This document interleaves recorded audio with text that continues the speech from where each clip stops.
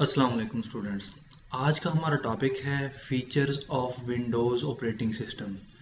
Windows operating system में कोई ना कोई फ़ीचर मीन खसूसियत थी, तभी हम उसको यूज़ कर रहे थे और तभी कुछ अरसा से कुछ सालों से हम उसको यूज़ करते आ रहे हैं।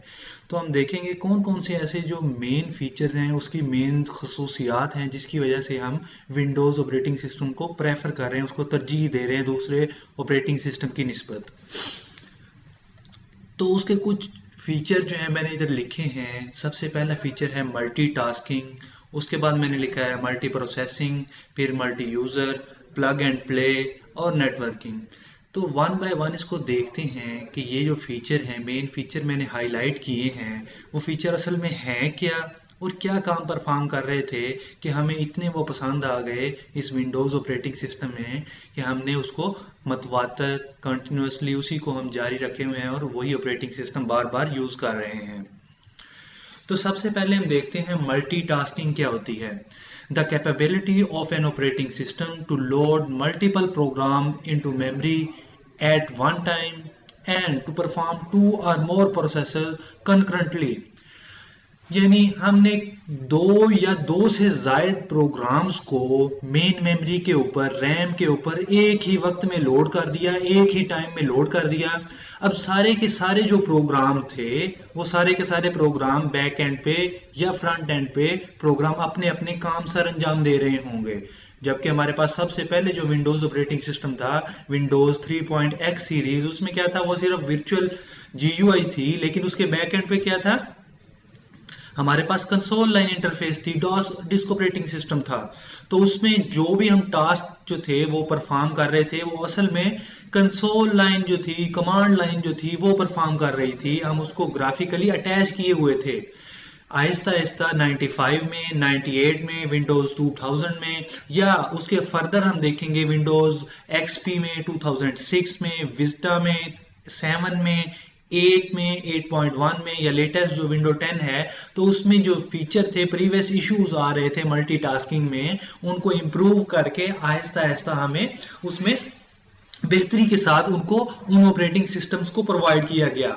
तो विंडोज जो है, मैंने एक इमेज ऐड की है, उसमें शो हो रहा है कि एक जो मैंने वेब ब्राउजर है वो एप्लीकेशन एक ही टाइम पे लोड की हुई है, उसके साथ कैलकुलेटर है, उसके साथ एक मीडिया प्लेयर है, उसके साथ एक टेक्स्ट टूल है, उसके साथ कैलेंडर है, और उसके साथ मैंने एक पेंटिंग का टूल जो है वो ऐड किया हुआ है। अब ये सारे के सारे अलग अलग प्रोग्राम हैं जो क्या कर रहे हैं, एक ही वक्त में परफॉर्म कर रहे हैं। तो इसको हम बोलेंगे दो या दो से जायद जब प्रोग्राम एक ही वक्त में काम कर रहे हों एक ही सिस्टम के ऊपर, तो हम उसे बोलेंगे मल्टीटास्किंग हो रही है। अब मल्टीटास्किंग में मैंने एक बात आपको पहले भी बताई थी कि मल्टीटास्किंग में या मल्टी विंडोज जो हैं, अब ये सारी की सारी छोटी छोटी विंडो अपेयर हैं। अब कोई भी एक विंडो मीडिया प्लेयर की हो, कैलकुलेटर की हो, वेब ब्राउजर की हो, टेक्स्ट की हो या कैलेंडर की हो, इनमें से जो विंडो मेरे पास सिलेक्ट होगी तो उसको मैं as a active window consider करूंगा, यानी कि उसमें मैं कोई ऑपरेशन परफॉर्म कर सकता हूं, कुछ भी फौरी तौर पे। बाकी सारी की सारी जो विंडो होगी उसके बैक एंड पे ओपन तो हैं, वो टास्क परफॉर्म भी हो रहे हैं, लेकिन एक्चुअल में क्या है, वो सारी की सारी विंडो मेरे पास पैसिव विंडो कंसीडर होंगी। उसके बाद है मल्टी प्रोसेसिंग। मल्टी प्रोसेसिंग क्या होगी, capability of supporting and utilizing two और more processor in a computer. यानी कि एक ही कंप्यूटर के अंदर जहां एक प्रोसेसर प्रीवियसली पुराने ऑपरेटिंग सिस्टम में, पुराने हार्डवेयर में एक प्रोसेसर था, उसके पास मल्टीटास्किंग हो रही थी, बहुत सारे ऑपरेशंस जो थे, बहुत सारे टास्क जो थे वो एक ही वक्त में उसके पास आ रहे थे, तो उसे डील करना मुश्किल था। जैसे मैं कहूँ, एक बंदा एक ऑफिस में बैठा है, उसके पास 50 लोग आ गए हैं, तो एक बंदे को काम करना मुश्किल होगा। उसके साथ अगर दूसरा बंदा जो है वो भी ऐड कर दिया जाए तो क्या होगा, मल्टी प्रोसेसिंग हो जाएगी। अब दोनों बंदों को, जो जितने भी उनके पास यूजर आ रहे होंगे, साइल आ रहे होंगे या स्टूडेंट्स आ रहे होंगे, तो वो क्या है, दोनों में डिवाइड हो जाएंगे, उनका काम 50-50 हो गया, ईजी हो गया है। तो उसी तरह इसी बेस पे मल्टी प्रोसेसर जो है वो यूज किए जा रहे हैं आजकल हार्डवेयर के अंदर, कि अगर ज्यादा प्रोग्राम आपने एक टाइम में यूज करने हैं तो एक प्रोसेसर पे लोड ना पड़े, दो प्रोसेसर हों या दो से ज्यादा प्रोसेसर हों तो उनको काम जो है वो डिवाइड हो जाए। लेकिन ये दो प्रोसेसर क्या है, एक ही सिस्टम के ऊपर एक ही टाइम पे दोनों काम कर रहे होंगे। ये नहीं होगा कि हमने प्रोसेसर तो दो ऐड कर दिए लेकिन एक वक्त में एक प्रोसेसर काम कर रहा होगा और दूसरा काम ही नहीं कर रहा होगा।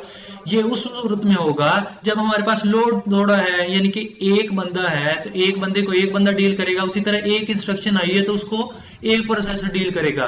अगर दो या दो से ज्यादा इंस्ट्रक्शन आ रही होंगी तो उस सूरत में काम जो है वो दोनों प्रोसेसर को डिवाइड हो जाएगा।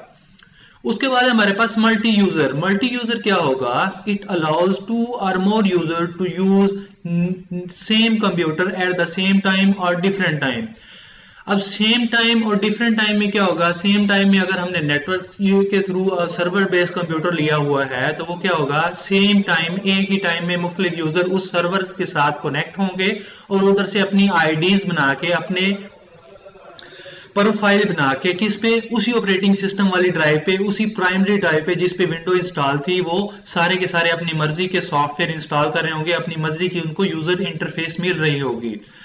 अगर डिफरेंट टाइम में देखा जाए तो एक ही सिस्टम है, वो सर्वर बेस्ड नहीं है, उसमें मुख्तलिफ यूजर हैं, जैसे अभी दो तीन नेम जो है वो शो हो रहे हैं। वैसे तो यहाँ पे 7 यूजर नेम जो है, यूजर प्रोफाइल जो है, मल्टी यूजर जो है वो मैंने शो करवाए हुए हैं, लेकिन कुछ को ब्लर कर दिया है। उसका मकसद क्या था, वो नेम जो थे वो पर्सनल नेम थे, उनको शो नहीं करवाना चाह रहा था। अब बाकी जो दो यूजर हैं, एक रूट है या अदर यूजर है, तो वो क्या है, एक ही टाइम में मैंने उस सिस्टम पे, जहां पे मैंने विंडो 10 जो है, ये विंडो 10 की यूजर इंटरफेस है, तो विंडो 10 पे मैंने एक ही टाइम में 7 यूजर जो है उस सिस्टम को एलोकेट कर दिए हैं। इससे जायद करना चाह रहा हूं तो एक यूजर और ऐड हो जाएगा। वो उसी तरह, जिस तरह आप नई विंडो इंस्टॉल करते हैं तो उस पर आपको डेस्कटॉप पे कोई एप्लीकेशन इंस्टॉल नहीं मिलती, तो उसी तरह उसको नया जो आप यूजर जो है वो एलोकेट करेंगे उस विंडो को, तो उसी तरह आप उसमें अपनी मर्जी की एप्लीकेशन जो होंगी वो इंस्टॉल कर सकेंगे, अपनी मर्जी के प्रोग्राम जो होंगे उनको इंस्टॉल कर सकेंगे, रन कर सकेंगे, अपनी मर्जी की सेटिंग कर सकेंगे। उसके बाद है plug and play. Plug and play क्या होगा, it refers to a set of specification that allow a computer to automatically detect and configure a device. यानी कि आपकी जो पेरिफेरल डिवाइसेस थी, आपने सिस्टम के अंदर यूएसबी के जरिए, किसी भी पोर्ट के जरिए डिस्प्ले पोर्ट में लगा दी है, एचडीएमआई पोर्ट में लगा दी है या वीजीए पोर्ट में लगा दी है, तो वो सारी की सारी डिवाइसेस क्या हैं, पेरिफेरल डिवाइसेस, जिनको आप फौरी तौर पे लगा भी सकते हैं और अटैच भी कर सकते हैं और डीटैच भी कर सकते हैं, या लगा भी सकते हैं और उतार भी सकते हैं। तो ऐसी डिवाइसेस क्या होती हैं, आप उनको लगाते हैं, कंप्यूटर उनको ऑटोमेटिकली डिटेक्ट भी करता है और कॉन्फ़िगर भी कर लेता है, हाँ जी ये चीज जो है ये इसके साथ इस्तेमाल हो सकती है। वेबकैम्स हैं, स्कैनर्स हैं, प्रिंटर्स हैं, स्पीकर्स हैं, हेडफोन्स हैं, यूएसबीज हैं, तो सारी की सारी जितनी भी पेरिफेरल डिवाइसेस हैं वो जब भी आप कनेक्ट करते हैं तो उनके जो बेसिकली ड्राइवर्स होते हैं यूजर इंटरफेस के लिए, यानी कि यूजर उनको इस्तेमाल कर सके, वो बेसिकली छोटे से स्टेप्स में, एक या दो स्टेप्स के अंदर इंस्टॉल हो जाते हैं। और उसके बाद क्या है, आप उसको उस डिवाइस को आप आसानी से इस्तेमाल कर सकते हैं, यूज कर सकते हैं। तो इस प्रोसेस के दौरान आपको एक नोटिफिकेशन अपीयर होगा कि फलान डिवाइस जो है वो अटैच हो गई है।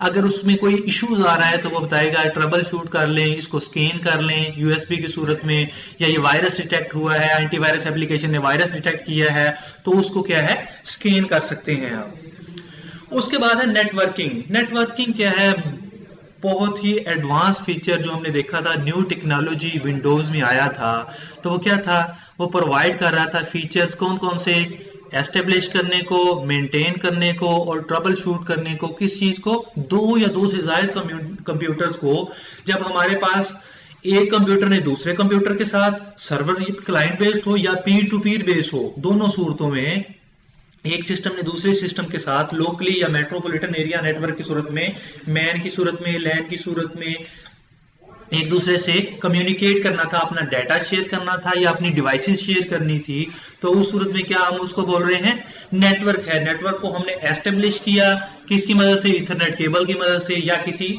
वायरलेस डिवाइस की मदद से, उसको मेंटेन किया कि हाँ जी जो मैं फाइल किसी दूसरे सिस्टम को सेंड करूंगा वो उसी सिस्टम को जाए।